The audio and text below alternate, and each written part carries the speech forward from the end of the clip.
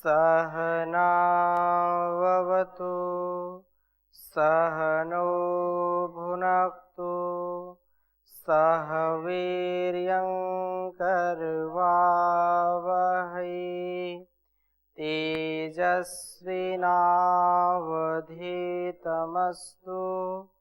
मा विद्विषावहै।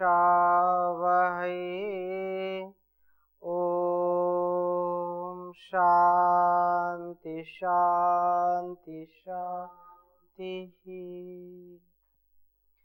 वैदिक जीवन पद्धति की इस कक्षा में आप सबका हार्दिक स्वागत है, अभिनंदन है। समाधि की चर्चा चल रही है और सभी समाधि की प्राप्ति के लिए पुरुषार्थ करते हैं। उनमें से बिरले लोग ही समाधि की प्राप्ति कर पाते हैं। कारण क्या है कि अनेक प्रकार से जब हम समाधि का उपाय करते हैं और उन उपायों में यदि कहीं न्यूनता रह जाती है, कहीं पर अपरिपक्वता रह जाती है, तो समाधि की सिद्धि नहीं हो पाती है। ये जो तीन अंग हैं, विशेषकर धारणा, ध्यान और समाधि, इन तीनों में यदि कहीं व्यवधान आता है, कहीं पर असंतुलन आता है, तो व्यक्ति जितना भी पुरुषार्थ करता है पूरा सफल नहीं हो पाता है। ये बहुत महनीय कार्य है कि व्यक्ति जो अष्टांग योग का अंतिम अंग है समाधि, उस समाधि की प्राप्ति के लिए जैसे पहले कहा कि तद एव अर्थ मात्र निर्भासम स्वरूप शून्यम इव समाधि, कि वह ध्यान ही जब, जो प्रथम है ध्यान ही जब ध्येय वस्तु मात्र भासात्मक हो जाता है तथा ध्याता स्वरूप शून्यमिव, स्वयं के होने की प्रतीत से रहित सा हो जाता है, तब वह ध्यान समाधि नाम से जाना जाता है। उसको फिर हम समाधि कहते हैं। कहने का आशय ये है कि वह ध्यान ही जब ध्येय वस्तु मात्र भासात्मक हो जाता है, तब ध्याता स्वयं के होने की प्रतीति से रहित सा हो जाता है और वो समाधि की स्थिति कहलाती है। समाधि की अवस्था को सीधे सरल शब्दों में यदि हम जानना चाहें, यदि समझना चाहें, तो ये कह सकते हैं कि धारणा, ध्यान और ध्यान की जो प्रगाढ़तम अवस्था है वो समाधि कहलाती है। धारणा, ध्यान और समाधि, वो ध्यान की जो प्रगाढ़तम, जो उच्च अवस्था है, जिससे व्यक्ति कभी भी विचलित नहीं होता है और उसको इतना आनंद मिलता है ध्यान में कि वो घंटों घंटों बैठा रहता है। वो प्रगाढ़तम स्थिति जो ध्यान की है वही क्या कहलाती है? समाधि कहलाती है। अर्थात किसी वस्तु विषयक, ध्येय विषयक एकाग्रता प्रगाढ़तम की अवस्था समाधि है। इस अवस्था में ध्याता को ध्येय वस्तु मात्र की प्रतीति होती है, अर्थात वह ध्याता के रूप में स्वयं की समुपस्थिति को भी भूल सा जाता है। अब वो अपने जो है ध्येय का जो ध्यान कर रहा है, उस अवस्था में ध्याता को ध्येय वस्तु की केवल प्रतीति होती है और वो जो है ध्याता के स्वरूप में स्वयं की सम उपस्थिति को भूल सा जाता है। ऐसी स्थिति समाधि के रूप में हम जान सकते हैं। और थोड़ा सा स्पष्टता से समझने का प्रयास करें तो यही इसमें कहा कि समाधि के विषय में जो अनेक प्रकार की चर्चाएं चलती हैं, बातें चलती हैं, तो उसमें यही है कि ध्यान में ध्येता, ध्यान करने वाला, और ध्यान जिस ज्ञान के द्वारा ध्येय की गवेषणा की जाए, वह ज्ञान और ध्येय जिसकी गवेषणा की जाती है वह पदार्थ, तीनों भिन्न भिन्न रूप में भासित होते हैं, प्रकाशित होते हैं। तीनों के हम अस्तित्व को अलग अलग समझते हैं, परंतु समाधि अवस्था में ध्येय का स्वरूप मुख्य रूप से प्रकाशित होता है, अर्थात समाधि अवस्था में ध्यान गौण हो जाता है और पदार्थ का स्वरूप प्रधान हो जाता है, क्योंकि उसी पर हमने पूरा फोकस किया होता है, उसी पर हमारा पूरा ध्यान होता है। स्वरूप शून्य का अभिप्राय यह नहीं है कि योगाभ्यासी ज्ञान से शून्य हो जाता है, अर्थात उसको ज्ञान तो होता ही है। इसका तात्पर्य यह है कि पदार्थ का साक्षात्कार समाधि अवस्था में मुख्य रहता है। जिस पदार्थ का हम साक्षात्कार करना चाहते हैं, जिस पर हमारा ध्यान लगा होता है, उसका हम पूरा स्वरूप समझ पाते हैं।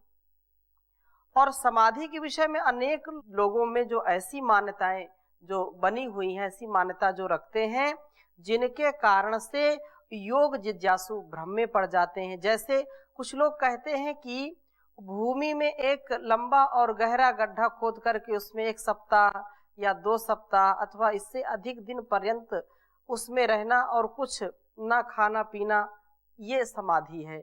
या कुछ लोग कहते हैं कि विचारों की शून्यता का नाम समाधि है। इसी प्रकार से अनेक अनुचित जो मान्यताएं हैं, वे जो प्रचलित है वो उचित नहीं है। जब तक योग जिज्ञासु प्रचलित अनुचित मान्यताओं और विशुद्ध मान्यताओं को ठीक प्रकार से नहीं जानेंगे, नहीं जानते, तब तक योग मार्ग में चलने पर भी उनको पूर्ण सफलता नहीं प्राप्त होती। क्योंकि योग क्या है? योग समाधि, योग तो समाधि है, और समाधि क्या है? समाधि समाधानम। जब वो योग कर रहे हैं और समाधि की प्राप्ति नहीं हो रही है, समाधान नहीं मिल रहा है, तो वो चाह कर के भी वैसी स्थिति को प्राप्त नहीं कर पाते हैं और विफल हो जाते हैं। ये समझने की बात है। समाधि के विषय में विशुद्ध रूप से ऋषियों ने बतलाया कि चित्त वृत्तियों को रोक देना, यही क्या है? समाधि है। योगस् चित्त वृत्ति निरोधा, चित्त वृत्ति का रुक जाना, अधर्म से, अन्याय से, अंधविश्वास से, असफलता से, जो अहंकार है, जो अनेक प्रकार के दुर्गुण, दुर्व्यसन, दुर्व्यवहार हैं, बुरे संस्कार हैं, उनसे हम ऊपर उठ जाएं, उन पर हमारा ध्यान न जाए, वो आए तो भी हम उनका सत्कार न करें। जो अशुभ है, जो अन्याय है, जो अधर्म है, जो अंधकार है, जो अविद्या है, जो अज्ञान है, इससे सर्वथा ऊपर उठ करके ज्ञान युक्त स्थिति में बने रहना, चित्त वृत्ति को उस पर टिका करके रखना, उससे विपरीत आचरण ना करना ही योग है। पूरा जीवन हमारा योग है, वो संतुलित है, और संतुलित जीवन में ही समत्व, एकाग्रता, सफलता, कौशल और दुखों की निवृत्ति है। इसलिए कहा कि योग का तात्पर्य क्या है? वृत्ति निरोध। कुछ लोग बोलते हैं वृत्ति का निरोध हो जाने पर तब तो हमारा कोई व्यवहार हो नहीं सकता। सत्य है, लेकिन वो जो क्लिष्ट और अक्लिष्ट वृत्तियां हैं ना, उनमें जो हमारे लिए क्लेश नहीं पैदा करती, हमारे जीवन में जो योग मार्ग में जो बाधक नहीं है, उनको हम जो है, जो बाधक है उनको ना आने दें, और जो साधक है अर्थात उसमें हमारे सहायक हैं जो वृत्तियां, योग मार्ग में समाधि में जो सहायक वृत्तियां हैं, उनका आना तो स्वाभाविक है और आना भी चाहिए। बिना स्वाभाविक जो कल्याणकारी जो वृत्तियां हैं, जो योग मार्ग में योगी को सहायता प्रदान करने वाली वृत्तियां हैं, उनका तो व्यक्ति को विशेष अभ्यास करना चाहिए। और ऐसा अभ्यास जो करने लगता है, उसकी समाधि शीघ्र ही सिद्ध हो जाती है, समाधि को प्राप्त हो जाता है। वृत्ति निरोध अथवा समाधि के प्रमुख दो भेद हैं, एक संप्रज्ञात समाधि और दूसरी असंप्रज्ञात समाधि। समाधि प्राप्ति के कुछ आवश्यक साधन हैं, जैसे ईश्वर, जीव और प्रकृति। इन तीनों का शुद्ध ज्ञान समाधि प्राप्ति में एक आवश्यक साधन है। इसी प्रकार वैराग्य और अभ्यास, यम नियम आदि का पालन करने से ये भी समाधि के प्रमुख साधन है।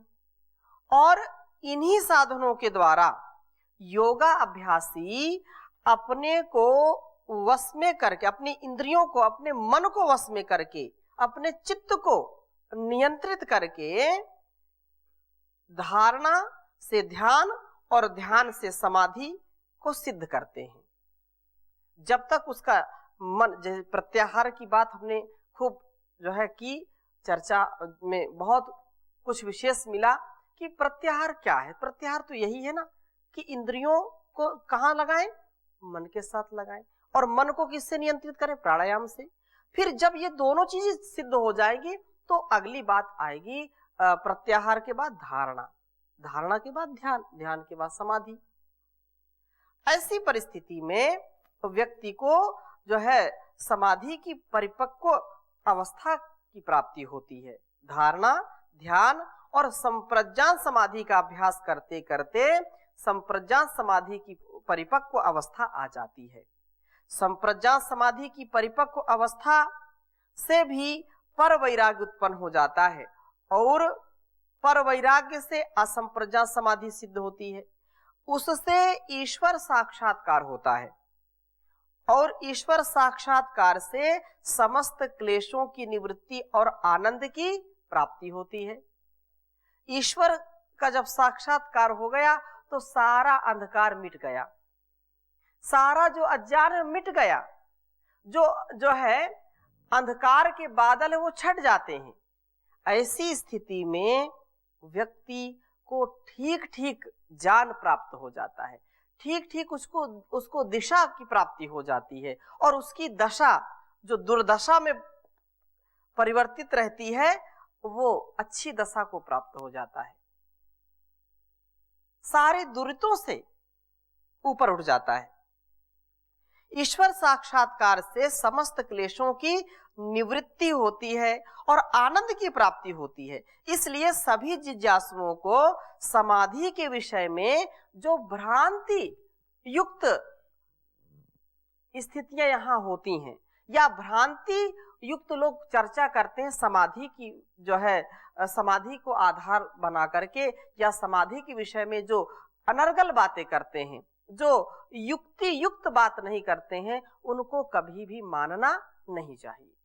जो ऋषियों का संदेश है, ऋषियों का जो उपदेश है, उससे भिन्न अन्य हमको नए नए एक्सपेरिमेंट नहीं करना चाहिए।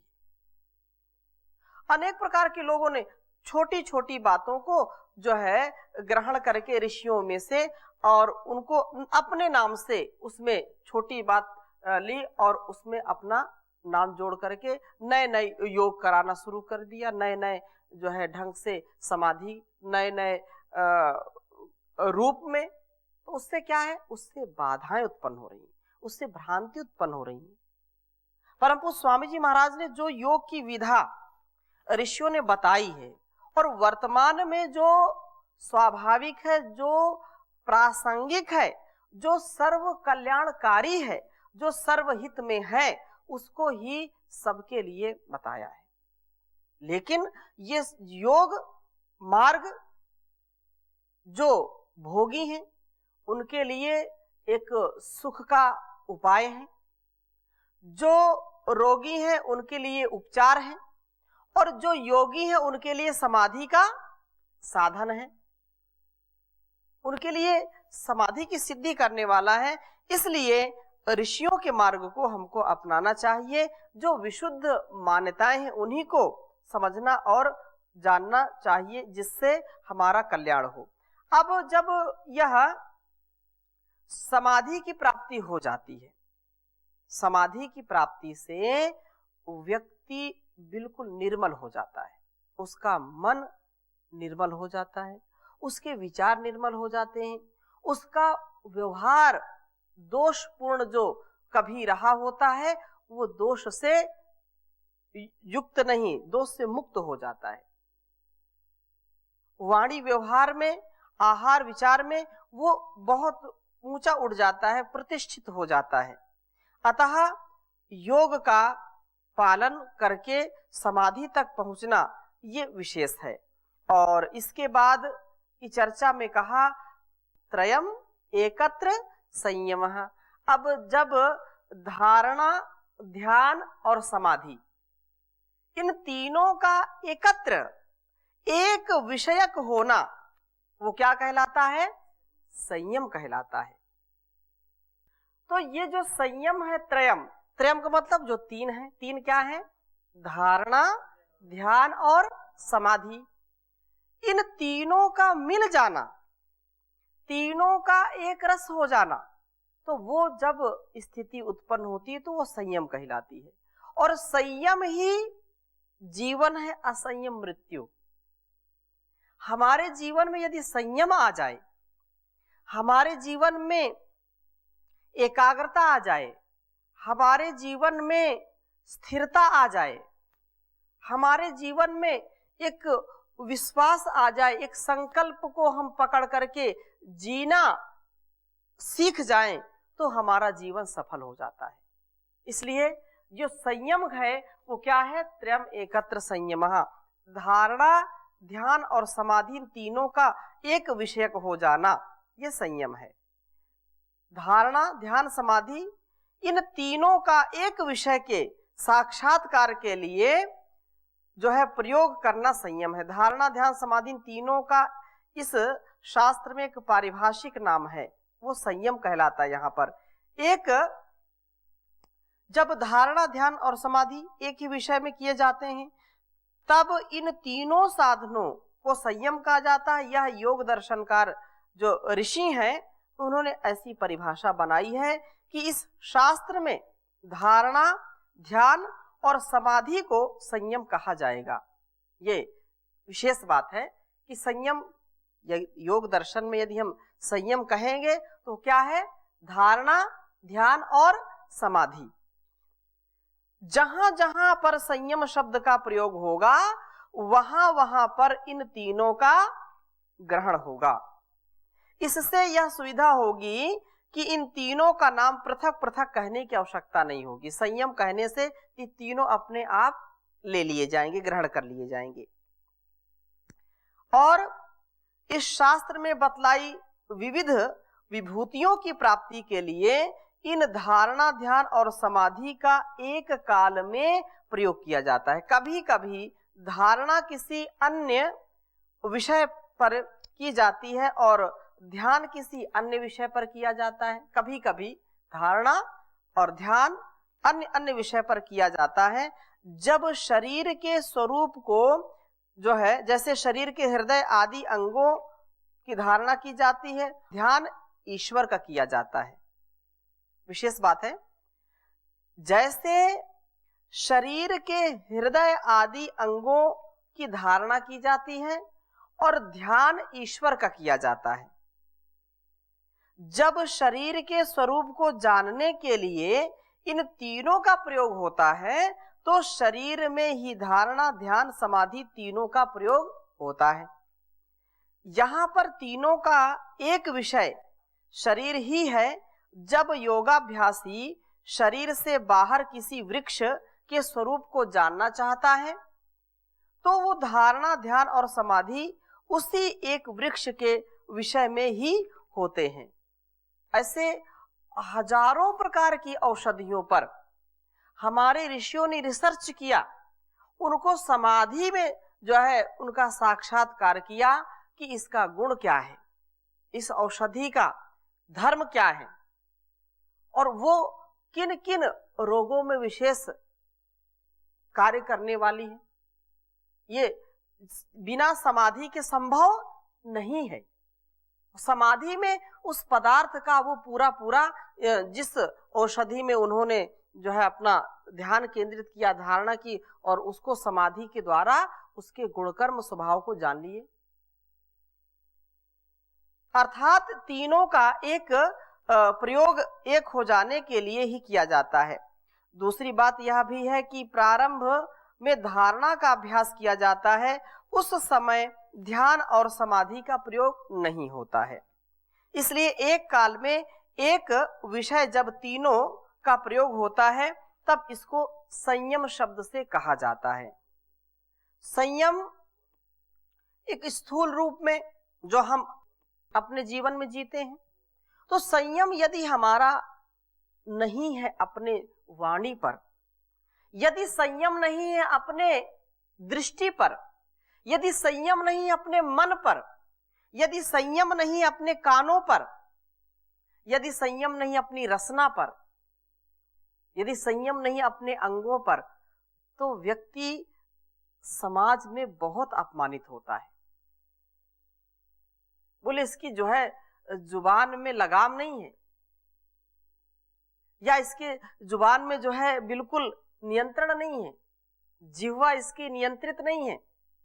चाहे बोलने के स्तर पर हो, हमको कितना बोलना है, कहाँ कैसे बोलना है, कितना नीचे बोलना है, कितना ऊपर बोलना है, अपने बड़ों से कैसे व्यवहार करना, कैसे उनके साथ बोलना है, कैसे छोटों के साथ बोलना है, क्या इससे चखना है क्या नहीं चखना है, क्या खाना क्या नहीं खाना है, यदि इसका हम ध्यान नहीं रखेंगे तो स्थूल रूप में भी जो स्थूल व्यवहार हैं उनमें भी हम बार बार अपमानित होते हैं। इसलिए कहा संयम ही जीवन है। वाणी पर यदि संयम है तो निश्चित रूप से आप ऊंचे उठेंगे, और यदि संयम नहीं, इसलिए कहते हैं पहले तोलो फिर बोलो।